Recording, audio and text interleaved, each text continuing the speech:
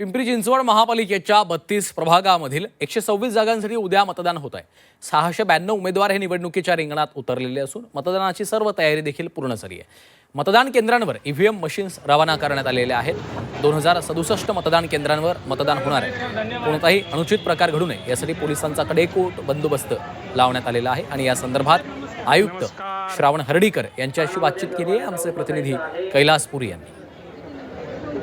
पिंपरी चिंचवड महानगरपालिकेच्या निवडणुकीसाठी प्रशासकीय यंत्रणा सज्ज झालेली आहे। मतदान यंत्र जे आहेत ते मतदान केंद्रावर जात आहेत। आपल्याबरोबर आयुक्त श्रावण हार्डीकर आहेत, त्यांच्याकडून जाणून घेऊया नेमकी कशी तयारी करण्यात आलेली आहे आणि कशा पद्धतीने निवडणूक प्रक्रिया पार पडणार आहे। सर्व तयारी पूर्ण झालेली आहे। साधारणतः किती केंद्र असणार आहेत आणि कशा पद्धतीने आपली यंत्रणा जी आहे ती सज्ज झालेली आहे। नमस्कार। पिंपरी चिंचवड महानगरपालिकेमध्ये यावेळेला 2067 मतदान केंद्रांवरती उद्या मतदान होणार आहे। 8 आम्ही आरओ कार्यालय स्थापन केलेली होती आणि 8ही आरओ कार्यालयातनं आता तुम्ही पाहतच आहात, सध्या आपण आरओ 4च्या कार्यालयामध्ये आहोत आणि इथून डिस्पॅच सुरू झालेला आहे।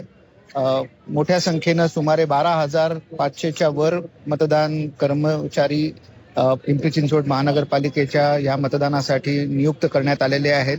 त्याच्यात राखीव मतदान कर्मचारी देण्यात आलेले आहेत। 183 सेक्टर अधिकारी आम्ही नियुक्त केलेले आहेत।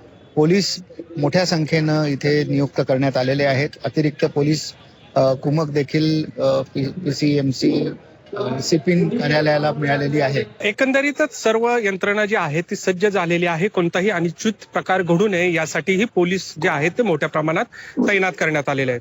कैलास पुरी, झी मीडिया, पिंपरी चिंचवड।